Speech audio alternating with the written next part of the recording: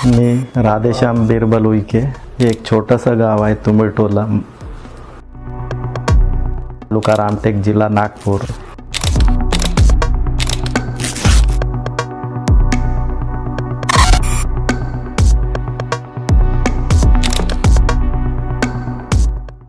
येथील रहिवासी आहे। माझा जन्म एक छोटासा सामान्य वर्गात झालेला आहे। तिथली लोकसंख्या 1000च्या जवळपास आहे। दोस्तों, आज हम आपको मिलाते हैं एक ऐसे इंसान से जिसने एक छोटे से गांव में अपनी स्कूली शिक्षा ली।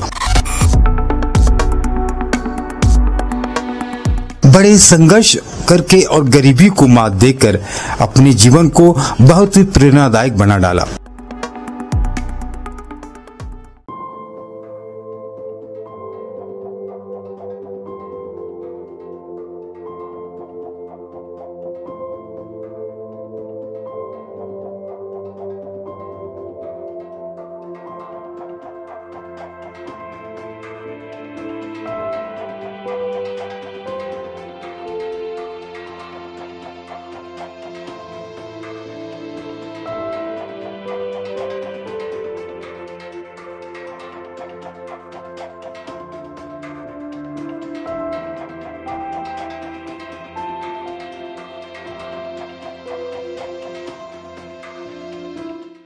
शिक्षणाशी संबंधित काहीच गंध नाही आहे।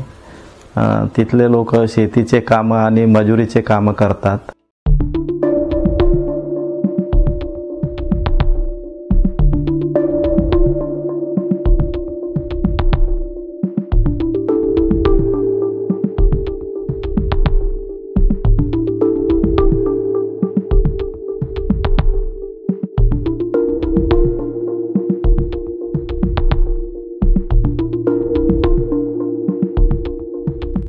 सुखराम कोड़वा तो तुंबेटोला, वो गरीबी हालत में गुजर रहा है आज भी, क्योंकि उसके उतना है नहीं ना कैपेसिटी। तो कहाँ जाएंगे भाई। वो पढ़ाई थी, कुछ लोग किए होंगे बाहर का, वो गए, और ये पढ़ाई किया, ये भी लग गया है। सब गांव के लोग तो उसके बराबर का एक भी नहीं। अच्छा आदमी राजकम की कोई गलत नहीं है, की मदद करता है, वैसा बोल भाषा सब ठीक है।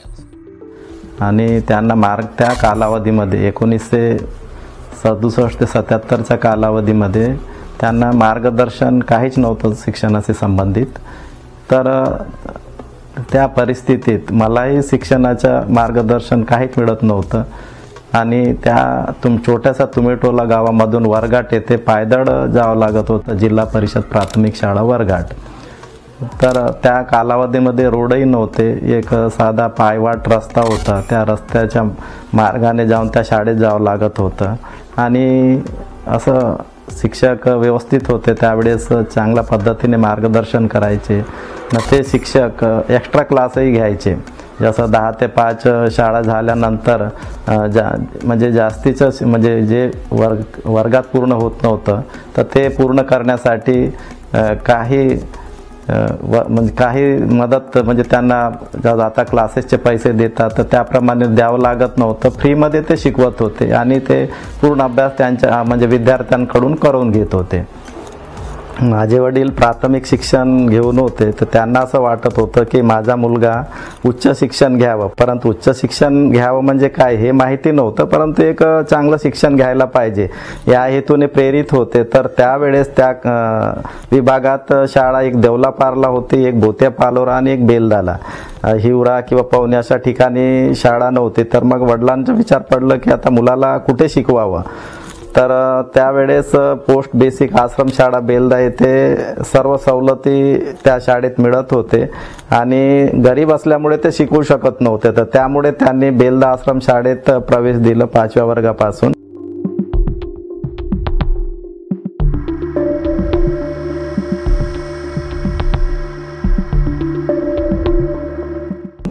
तर 5व्या वर्गापासून तर 10व्या वर्गापर्यंत त्या आश्रमशाळेत शिक्षण पूर्ण झालं।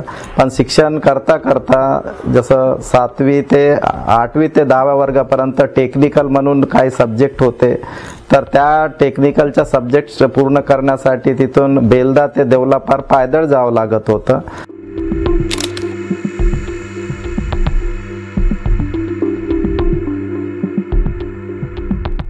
त्या ठिकाणी इलेक्ट्रिकल, टर्नर, फिटर, कार्पेंटर असे विषय शिकवले जात होते, जेणेकरून पुढे चालून आपण आत्मनिर्भरही होऊ शकतो किंवा पुढचं शिक्षण इंजिनिअरिंग किंवा पॉलिटेक्निक करण्यासाठी मदत होईल म्हणून ते त्या ठिकाणी शिक्षण देण्यात येत होतं. ते जीवनात उपयोगी पडलं की जसं आपण कोणत्याही पोस्टवर असो किंवा कोणतेही घरगुती काम असतील तर छोट्याशा कामासाठी दुसऱ्यांना न बोलवता आपणच ते पूर्ण करायचं. उदाहरणार्थ इलेक्ट्रिकचे काम असेल किंवा कोणतेही फिटिंगचे काम असेल तर आपण करत असतो. तर ते एक माझ्या जीवनासाठी एक फायदेशीरच राहिलं.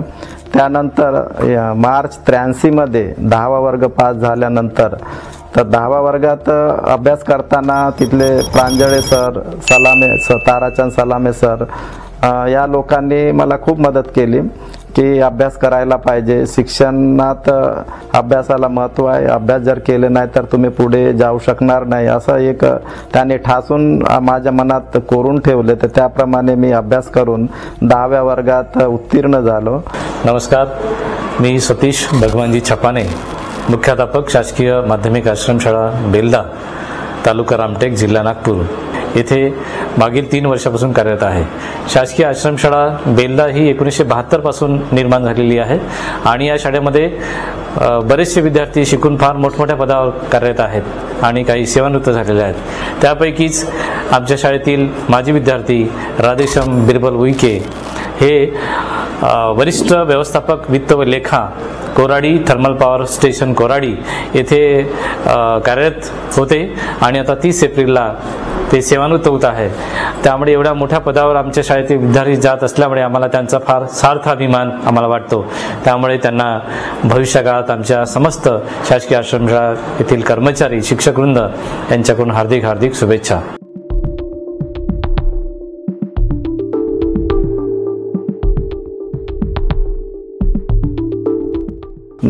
10व्या वर्गानंतर पुढील शिक्षणासाठी रामटेक येथे श्री नरेंद्र तिडके महाविद्यालय रामटेक येथे ॲडमिशन घेतलं.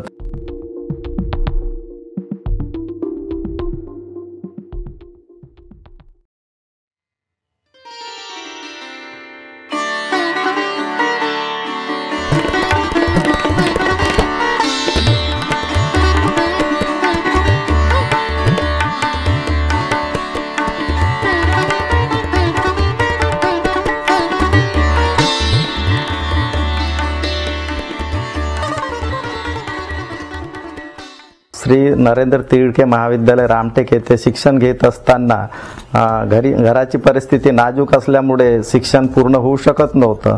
तर त्यामुळे मला इतरही काम करावे लागत होते. तर त्या EGSचे काम सुरू होते, म्हणजे पहाडीवरचे गड्डे खोदणे, अलाइनमेंट करणे किंवा इतरही काम होते. पण मी शिक्षण घेत असल्यामुळे तिथल्या अधिकाऱ्यांनी सांगितलं मला की हे काम करावं लागेल तुला.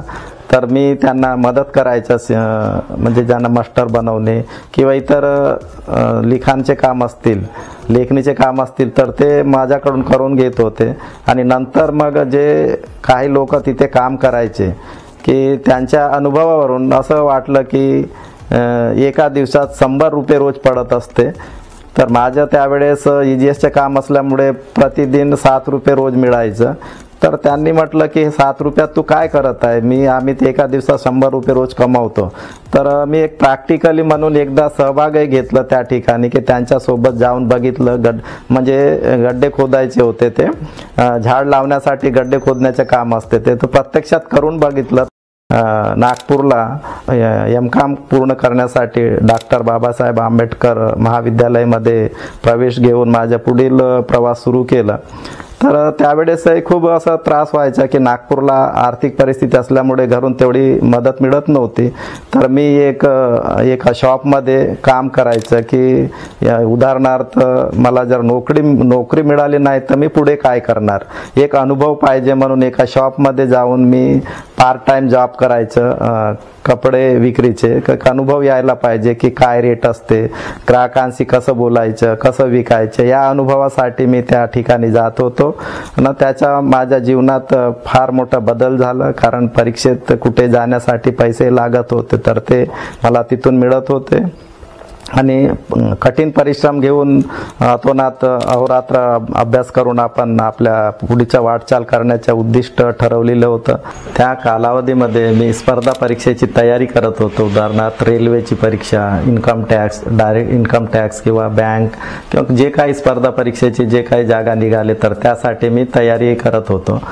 तर बँकेच्या परीक्षेत पास झाल्यानंतर 12/10/1989ला एक कॉल निघालेलं होतं थर्मल पॉवर स्टेशन खापरखेडा येथे.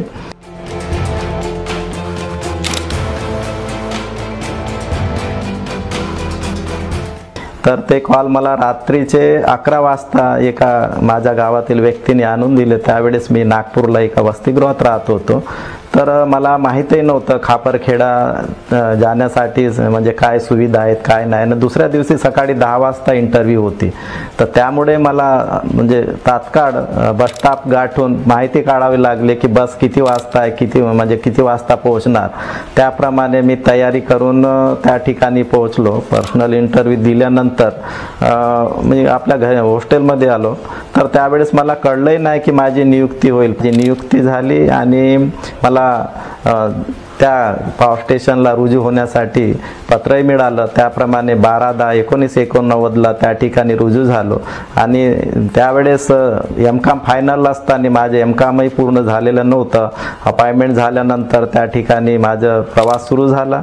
त्या प्रवासामध्ये परंतु एक जिद्द आणि चिकाटी होती की जर पुढे प्रगती करायची असेल तर शिक्षणाला महत्त्व देणे महत्त्वाचं आहे. निरंतर अभ्यास करणं सुरू ठेवलं. 12/10/1989 ते 94 पर्यंत मी खापरखेडा इथे कनिष्ठ लिपिक वित्त व लेखा या विभागात रुजू झाल्यानंतर 1994 मध्ये मला Chandrapur super thermal power station येथे उच्च स्तर लिपिक या पदासाठी डायरेक्ट मध्ये माझी नियुक्ती झाली. त्याप्रमाणे तिथे चंद्रपूरला 12 वर्ष राहिलो मी. तिथलं वातावरण व्यवस्थित होतं, स्पोर्ट्सचं कल्चर होतं, सांस्कृतिकही होतं आणि शिक्षणाचंही होतं. तर त्यामुळे माझं प्रवास तिथलं सुरू झालं. तिथे सामाजिक आणि खेळाचं एक मग रनिंग सोडून मी त्या ठिकाणी बॅडमिंटनचे सुरू केलं. बॅडमिंटन खेळल्यानंतर एक वेगळं तरतरी राहायचं, एक आपण फिट राहतो. त्यामुळे माझ्या शरीरासाठी व्यवस्थित असायला पाहिजे म्हणून मी बॅडमिंटनही सुरू केलं आणि माझं शिक्षणही आणि त्या ठिकाणी काम करत असताना वेगळाही आनंद मिळाला. तर त्या ठिकाणी UDC त्यानंतर असिस्टंट अकाउंटंट म्हणून माझ्या तिथेच पदोन्नती झाली. पदोन्नती झाल्यानंतर तिथे 2007 पर्यंत होतो.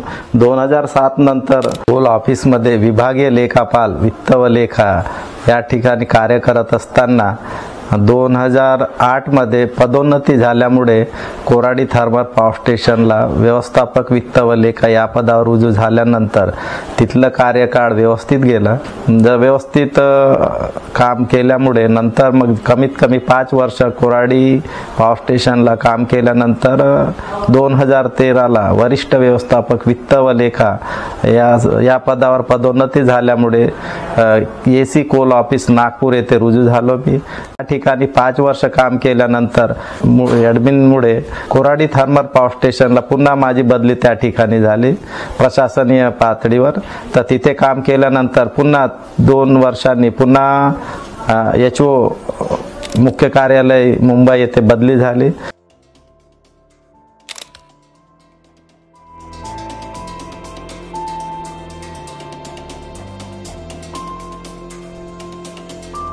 त्या ठिकाणी पुन्हा 2 वर्ष काम केलं मी. स्थापत्य विभागात काम करताना एक वेगळाच आनंद मिळाला.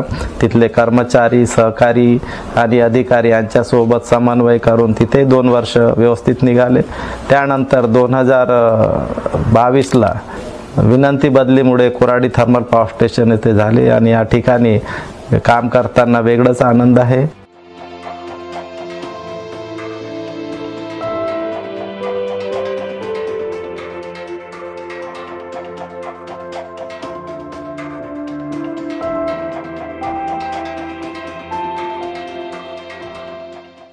नमस्कार, मी सीमा महाले, प्रभारी महाव्यवस्थापक वित्त व लेखा विभाग कोराडी.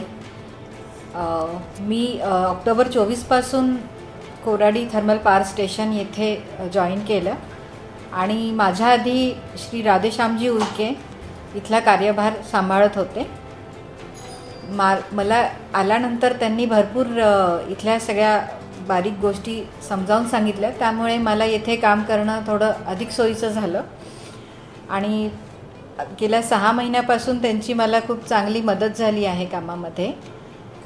याआधी पण मी उईके साहेबांना कोलमध्ये काम करताना पाहिलेलं आहे आणि त्यांनी खूप चांगल्या पद्धतीने कोलसारखा अवघड विषय हाताळला आहे आणि त्यांचा खूप चांगला हातखंडा आहे या विषयात. आता श्री राधेश्यामजी उईके या महिन्यात रिटायर होत आहे. त्यांची सेवा पूर्ण करून ते आता सेवानिवृत्त होत आहेत. त्याबद्दल मी त्यांना व त्यांच्या पूर्ण परिवाराला माझ्यातर्फे व माझ्या पूर्ण लेखा विभागातर्फे शुभेच्छा देते. धन्यवाद. नमस्कार, मी मोहनीश गिरी. मी महाजेनको इथे लेखा विभागात व्यवस्थापक विवले म्हणून कार्यरत आहे. उईके साहेबांचं आणि माझी जी ओळख आहे ती 2018पासून आहे, जेव्हा आम्ही दोघंही एकत्र इथे आलेलो होतो आणि एकत्र काम करताना आम्हाला असा अनुभव आला की त्यांचा जो एक्सपिरियन्स आहे आणि माझा जो कम्प्युटर स्किल आहे, ह्या दोघांचं जर कॉम्बिनेशन झालं तर बरेच काही आपण इम्प्रूव्ह करू शकतो. खरं म्हटलं तर त्यांच्यासोबत काम करण्याचा माझा जो अनुभव आहे तो इतका छान आहे का मी माझ्या स्वतःमध्ये एक डेव्हलपमेंट बघितलेली आहे. त्यामध्ये असं आहे का जो त्यांचा जुना अनुभव त्यांच्या कोल पोर्टफोलिओमध्ये आहे तो मला लाभलेला आहे. उईके साहेब जरी सिनियर मॅनेजर असतील पण त्यांच्या अनुभवामुळे त्यांनी GM सारखी पोस्ट पण सांभाळलेली आहे आणि उत्कृष्ट काम करून दाखवलेलं आहे. त्यामध्ये पण आम्हाला जो अनुभव त्यांच्याकडून मिळालेला आहे हा खूप लाभदायक आहे. मी श्रेयश राधेश्याम उईकेचा छोटा मुलगा. माझे बाबा एका नारळासारखे आहे. नारळ केवढाही बाहेरून कठोर असेल तरी आतमधून तेवढाच नरम असतो. अगर त्यांनी जीवनात एवढे कष्ट घेतले नसते, अगर त्यांनी एवढे कष्ट घेऊन सगळं उपलब्धी प्राप्त नसती केली तर त्यांनी आम्हाला घडवलं नसतं. त्यांच्या कष्टांमुळे आम्ही आज ज्या पण पदावर आहे, जसं मी आता क्रेडिट ऑफिसर आहे एका कॉर्पोरेट कंपनीत, हे सगळं शक्य झालं त्यांच्याच कष्टांमुळे. त्यांचे कष्टांमुळे आम्हाला सगळं काही उपलब्ध झालं. एक बेसिक नेसेसिटी असते एका साधारण मुलांसाठी, एक त्यांचं घर. त्यांनी आधी त्यांचं घर बनवलं, मग गाडी, जे पण आम्हाला जीवनात सफल व्हायसाठी गोष्टी लागल्या ते त्यांनी आम्हाला उपलब्ध केली.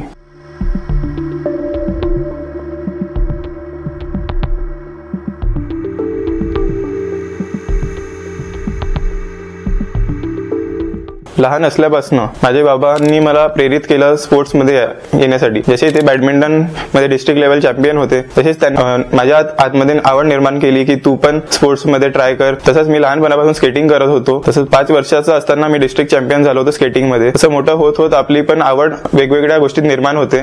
तशीच मोठं झाल्यावर माझी आवड बॉडी बिल्डिंग मध्ये आली. तशीच बॉडी बिल्डिंग मध्ये येताना असेच मी पण काही ट्रॉफीज त्यांच्यासारखेच मिळवल्या. जसं मी बॉडी बिल्डिंग मध्ये डिस्ट्रिक्ट चॅम्पियन झालो.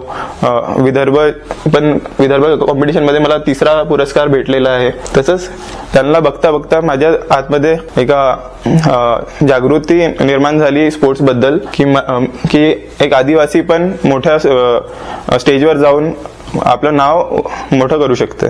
बिल्डिंगची माझ्या आतमध्ये जी आग होती ती माझ्या पप्पांनीच निर्माण केली की आदिवासींमध्ये कोणीच आजपर्यंत कोणी एक मोठा बॉडी बिल्डर झाला नाही, हे नाव तुलाच मोठं करायचं आहे. तसंच त्यांच्या आशीर्वादाशिवाय हे झालं नसतं. जसं एका बॉडी बिल्डरला खूप काही त्यांचं डाएट, त्यांचं झोप सगळं टायमिंग नुसार करावं लागतं. ते सगळ्यांसाठी पूर्ण फॅमिलीचं योगदान असतं, त्यांचं सॅक्रिफाईस असते. तर त्यांच्या ह्या सॅक्रिफाईस शिवाय मी आज जे मी ट्रॉफीज आज घडवल्या आहेत. जसं की सोलापूरमध्ये मला 3रा क्रमांक भेटला, डिस्ट्रिक्ट चॅम्पियन झालो मी.